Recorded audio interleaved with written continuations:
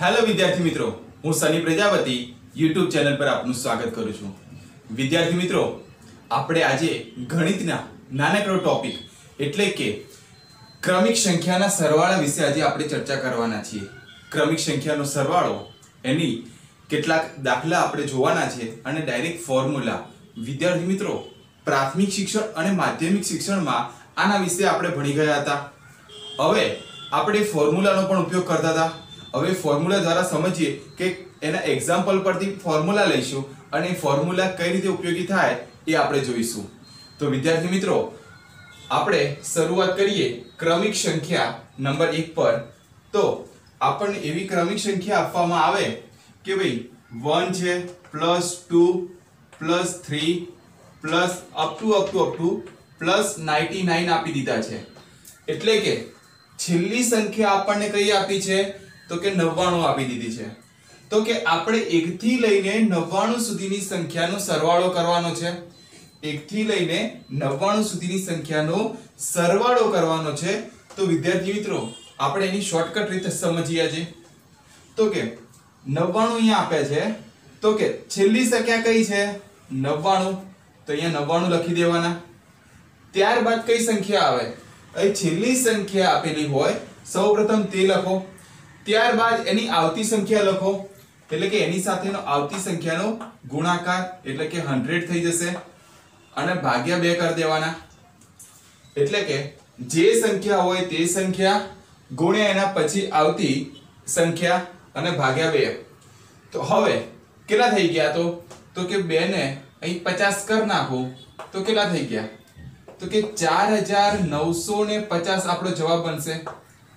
હવે વિદ્યાર્થી મિત્રો, આ જવાબ આપણો ઇમ્પોર્ટન્ટ નથી, આપણા માટે ઇમ્પોર્ટન્ટ શું છે તો કે અહીંયા છેલ્લી સંખ્યા કઈ આપેલી છે એના ઉપર આપણે જવાનું છે। અહીંયા 99 હોય 60 65 કોઈ પણ સંખ્યા આપણને આપી દે, તો કે એ જે સંખ્યા છે છેલ્લી હોય એ છેલ્લી સંખ્યાને આપણે n કહી દેવાનું છે। હવે આપણે એનું સૂત્ર સમજીએ। તો કે એની ફોર્મ્યુલા શું બને, તો કે છેલ્લી સંખ્યા કઈ હતી n, એ વસ્તુ અહીંયા લખી, તો કે એ આપણે n લખી કાઢ્યા। ત્યારબાદ એમાં શું કર્યું, તો કે છેલ્લી સંખ્યામાં 1 પ્લસ કર્યું એટલે કે 1 પ્લસ કર્યા અને આપણે અહીંયા ગુણાકારમાં લીધા, તો કે n આપણે 99 થઈ ગયા। અહીંયા આપણે એ n માં શું કરી નાખીશું, તો કે +1 કરી દઈએ। +1 એટલે કે 100 થઈ ગયા અને પછી ભાગ્યા શું કર્યા હતા, તો કે ભાગ્યા 2 કર્યા। તો વિદ્યાર્થી મિત્રો, આ આપણી ફોર્મ્યુલા થઈ ગઈ કે n+1 એટલે આપણી ક્રમિક સંખ્યા આપણને મળે।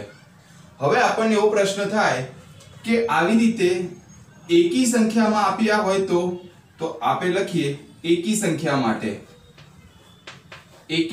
માટે બરાબર। તો કે જો એકી સંખ્યામાં આપણને આપવામાં આવે છે તો એકી સંખ્યા એટલે કેટલી, તો આપણે માન લો કે 1 +3 +5 અપ ટુ +79 એટલે કે 79 સુધી આપણે જઈએ। અહીંયા કોઈ પણ એકી સંખ્યા આપણને આપવામાં આવે તો 79 સુધી ગયા, તો કે છેલ્લી સંખ્યા જે હોય એને પહેલા લખો, એટલે કે આ 79 ને આપણે પહેલા લખી કાઢ્યા। ત્યારબાદ એમાં 1 ઉમેરવાનો, એટલે કે એ આપણે 1 ઉમેરી કાઢ્યો અને ભાગ્યા 2 કરી નાખો અને એ આખાનો વર્ગ કરવાનો। તો શું થઈ ગયું, તો કે એ આ 79 ને 1 80 ભાગ્યા 2 અને એનો વર્ગ, તો કે 80 ભાગ્યા 2 એટલે કેટલા થઈ ગયા, તો કે 8 એટલે કે એ આ 40 થઈ ગયા। 80 ભાગ્યા 2 એટલે કે 40 અને 40 નો વર્ગ તો કે 1600, જે આપણે વર્ગ અને વર્ગમૂળમાં ભણી ગયા હતા આગળના મારા લેક્ચરમાં 1600 થઈ ગયા। હવે આપણે સૂત્ર સમજીએ। સૂત્ર શું બને છે, તો કે 79 ને આપણે શું કહી દેવાના છે, અહીંયા n કહી દેવાના, એટલે કે છેલ્લી સંખ્યા જે છે એ છેલ્લી સંખ્યાને આપણે n કહેવાની છે। તો અહીંયા આપણે એ n લખી કાઢ્યા। ત્યારબાદ n માં શું કર્યો, તો કે n માં વધારો કર્યો, કેટલાનો 1 નો, એટલે કે આ n અને +1 પછી શું કર્યું ભાગ્યા 2, તો એ આ 2 લખી કાઢ્યા। ત્યારબાદ શું કર્યું, તો એમાં એનો આખાનો શું કર્યો વર્ગ કર્યો, તો કે n+1 / 2 નો હોલ સ્ક્વેર થઈ જશે n+1 ડિવાઇડ બાય 2 નો હોલ સ્ક્વેર. તો વિદ્યાર્થી મિત્રો આપણો જવાબ બની ગયો અને આપણી ફોર્મ્યુલા બની ગઈ.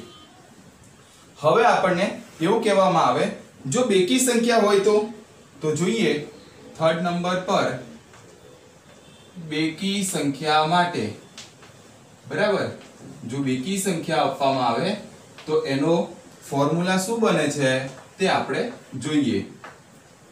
તો કે બેકી સંખ્યાની વાત કરીએ તો કે 2 + 4 + 6 આવી રીતે આપણને 88 સુધી જઈએ. 88 સુધી આપણે જઈએ તો શું થઈ જાય તો કે જે સંખ્યા આપેલી હોય છેલ્લી સંખ્યા આ જે છેલ્લી સંખ્યા આપેલી હોય એ છેલ્લી સંખ્યાને અડધા કરી દેવાના. બેકી સંખ્યા છે એટલે આપણે અડધા પણ કરી શકીએ. એકી સંખ્યા હોય તો પોઈન્ટમાં જવાબ આવે. તો યાદ રાખો કે બેકી સંખ્યા માટે શું કરવાનું તો કે છેલ્લી સંખ્યાના અડધા. તો 88 ના અડધા કેટલા થઈ ગયા તો કે 44 થઈ ગયા. 44 બરાબર.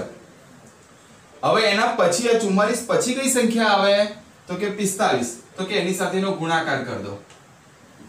છેલ્લી સંખ્યા હોય એ છેલ્લી સંખ્યા લખવાની છેલ્લી સંખ્યાના ભાગ્યા 2 કરવાના એટલે કે 44 થઈ ગયા અને એની પછીની જે સંખ્યા આવતી હોય એ સંખ્યા સાથેનો ગુણાકાર. અને ત્યારબાદ હવે એ બંનેનો શું કરશો તો કે ગુણાકાર તો કેટલો થશે 1980 1980. હું તમને પહેલા પણ કહી ગયો અને અત્યારે ફરીથી કહું કે આપણા માટે આ જે જવાબો મળે છે હાલ ઇમ્પોર્ટન્ટ બનતા નથી. તમે નો ડાઉટ તમે સોલ્વ કરી શકો આ જવાબ આવશે પરંતુ આપણું ફોકસ આન્સર ઉપર હાલ છે નહીં. આપણું ફોકસ ક્યાં છે તો કે ભાઈ આવી રીતે સંખ્યા આપેલી હોય અને એ સંખ્યાનું સૂત્ર કેવી રીતે બને છે અથવા જ્યારે ત્યારે આપણે યુઝ કરીએ તો એ સૂત્રને ધ્યાનમાં લેવાનું. કારણ કે આ છેલ્લી સંખ્યા આપણી બદલાઈ જવાની. તો કે આ છેલ્લી સંખ્યાને આપણે n કહી દઈએ તો આપણી ફોર્મ્યુલા જોઈએ કઈ બનશે તો કે અહીંયા કેટલા હતા 88 એટલે કે n કયા તો n ના શું કર્યા હતા અડધા કર્યા એટલે 44 મળ્યા. તો લખીએ n/2. પછી શું કર્યું એમાં એક ઉમેર્યા હતા તો કે આપણે 44 માં એક ઉમેર્યા તો કે n/2 કરે એટલે 44 અને +1 થઈ ગયા. એટલે n/2 * n/2 + 1 આ આપણું સૂત્ર થઈ ગયું. n/2 * n/2 + 1 આપણી ફોર્મ્યુલા થઈ ગઈ. આપણને હજુ એક ક્વેશ્ચન એવો થાય સર એકી બેકી સંખ્યા આપી ક્રમિક સંખ્યા આપી ઇટ્સ ઓકે પણ કદાચ આપણને એવું પૂછે કે વર્ગવાળી સંખ્યા આપે તો વિદ્યાર્થી મિત્રો વર્ગવાળી સંખ્યા આપવામાં આવે તો એના વિશે આપણે ચર્ચા કરીએ.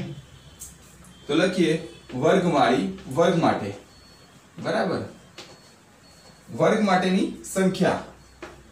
તો જોઈએ આપણને એવી સંખ્યા આપવામાં આવે ફોર એક્ઝામ્પલ જોઈએ કે ભાઈ વર્ગ છે તો કે 1 નો વર્ગ હોય વત્તા 2 નો વર્ગ હોય વત્તા 3 નો વર્ગ હોય વત્તા અપ ટુ 60 નો વર્ગ હોય તો શું થાય તો યાદ રાખવાનું જે છેલ્લી સંખ્યા આપેલી હોય કઈ છેલ્લી સંખ્યા તો છેલ્લી સંખ્યા કેટલી છે 60. બીજું અહીંયા જે વર્ગ આપેલા છે એ વર્ગને અત્યારે હાલ આપણે ધ્યાનમાં લેતા નથી. છેલ્લી સંખ્યા મતલબ 60 વર્ગને ધ્યાનમાં લેતા નથી. તો જોઈએ તો 60 છે તો 60 ના 60 લખી કાઢો. છેલ્લી સંખ્યા જે આપી એ સંખ્યા લખો. ત્યારબાદ એના પછી આવતી સંખ્યા એના પછી કઈ સંખ્યા આવે તો કે 61 આવે. આપણે અહીં નીચે લખીએ તો કે 60 ના 60 એના પછીની સંખ્યા એટલે કે 61. હવે વિદ્યાર્થી મિત્રો જુઓ જે છેલ્લી સંખ્યા આપી હોય એના માટેની ચર્ચા કરીએ કે હવે આ જે છેલ્લી સંખ્યા એટલે કે 60 હતા 60 માં આપણે 2 ઉમેરી સોરી 2 વડે ગુણાકાર કરીએ તો કેટલા થઈ જાય 120. શું કર્યું છેલ્લી સંખ્યાને 2 વડે ગુણાકાર કર્યા એટલે 120 મળ્યા અને એમાં આપણે 1 ઉમેર દો એટલે કે 121. તો હવે અહીંયા જે ગુણાકાર કરીશું એ આપણે લખીશું 121 અને ભાગ્યા 6 કરી દઈશું. શું કરી દઈશું ભાગ્યા 6. 60 * 61 * 121 ભાગ્યા આપણે 6 કરીશું એટલે આપણો જવાબ બનશે 73810 73810 હવે આપણે આપણી ફોર્મ્યુલા જોઈ લઈએ તો આપણે શું કામ કર્યું તો કે છેલ્લી જે સંખ્યા હતી એ સંખ્યા કઈ હતી તો કે 60 એટલે કે n એને આપણે n કહ્યા હતા તો n લખી કાઢ્યા ત્યારબાદ આ n આવી ગયા પછી શું કર્યું n માં આપણે 1 ઉમેર્યો તો કે એ n + 1 કર્યા પછી શું કર્યું તો કે અહીંયા શું કર્યું તો અહીંયા આપણે લખીએ કે આના માટેનું વાત કરીએ તો કે આપણા 60 એટલે કે n કેવાશે એને 2 વડે ગુણ્યા એટલે કે 2 થઈ ગયા અથવા તો એવું લખીએ આ મલ્ટીપ્લાય 2 કર્યા પછી શું કર્યું જે જવાબ આપે એમાં 1 ઉમેર્યો એટલે કે +1 કર્યા જે સંખ્યા હતી એને 2 વડે ગુણાકાર કર્યો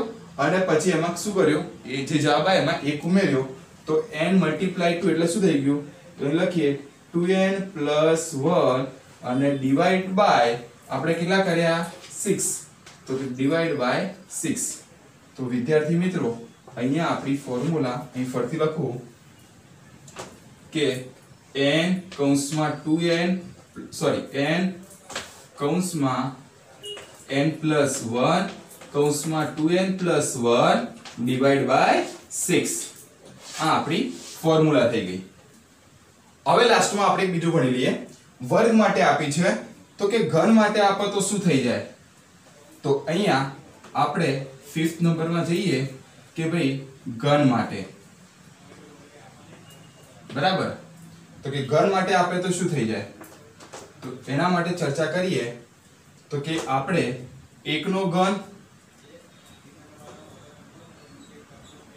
1 નો ઘન વત્તા 2 નો ઘન વત્તા અપ ટુ આપણે 27 ના ઘન સુધી જઈએ 27 ના ઘન સુધી જઈએ તો અહીંયા આપણે આ જે ઘન ખરા એ ઘનને ધ્યાનમાં લેવાના નથી તો શું કામ કરવાનું તો કે છેલ્લી જે સંખ્યા કરી કેટલી છે 27 તો 27 અહીં પહેલા લખવાના તો કે એ આપણે આ 27 લખ્યા અને એ સંખ્યાનો અહીંયા વર્ગ દર્શાવવાનો જે સંખ્યા એ સંખ્યાનો શું કર્યો વર્ગ છેલ્લી સંખ્યામાં ઘન હતો પણ દર્શાવવાનું શું છે તો કે એ સંખ્યાનો વર્ગ ગુણ્યા એના પછી કઈ સંખ્યા આવે 27 પછી તો કે 28 તો કે 28 નો વર્ગ કરી દો એના પછી આવતી સંખ્યામાં અથવા તો એમાં એક ઉમેરતા આવતી સંખ્યાનો વર્ગ કરી દો એટલે કે 27 પછી 28 નો પણ વર્ગ કર્યો અને ભાગ્યા 4 શું કર્યું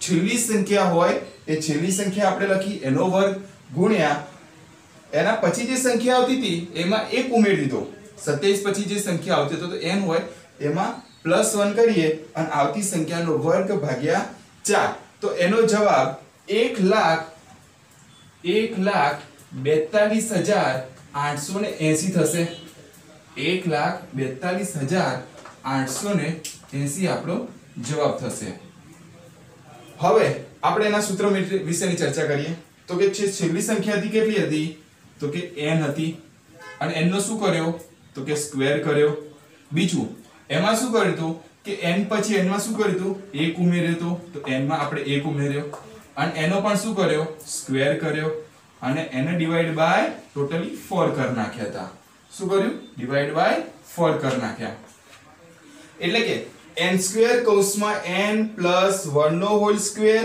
ડિવાઇડ બાય 4 n નો વર્ગ કૌંસમાં n પ્લસ અથવા તો n વત્તા 1 નો વર્ગ ભાગ્યા 4 બરાબર આ આપણું સૂત્ર બની ગયું હવે વિદ્યાર્થી મિત્રો આનું કનેક્શન બતાવું તો કે આ ઘન માટે છે અને આપણે સૌપ્રથમ ક્રમિક સંખ્યા માટે લીધું હતું એટલે કે આ બંને વસ્તુ એક જ જેવી થાય છે અહીંયા ઘન આપી દીધેલા છે શું છે ઘન છે જ્યારે અહીંયા ઘન છે નહીં તો જો આ બંનેને સિમિલારિટી આવે છે કે જો હું અહીંયા આ સૂત્રની અંદર અહીંયા સ્ક્વેર અંદર એડ કરી દઈએ બરાબર તો આ જ બને છે આનું સૂત્ર શું બન્યું હતું તો કે આપણે n + 1 અને ડિવાઇડ બાય 2 હતું પરંતુ જો એમાં સ્ક્વેર કરવામાં આવે તો એ આ ઘન માટેનું સૂત્ર બને તો આપણે શું યાદ રાખવાનું એક જ સૂત્ર યાદ રાખવાનું જો હું સ્ક્વેર કરી દઉં તો કે ઘન માટેનું સૂત્ર અને સ્ક્વેર ના કરું તો કે ક્રમિક સંખ્યા માટેનું સૂત્ર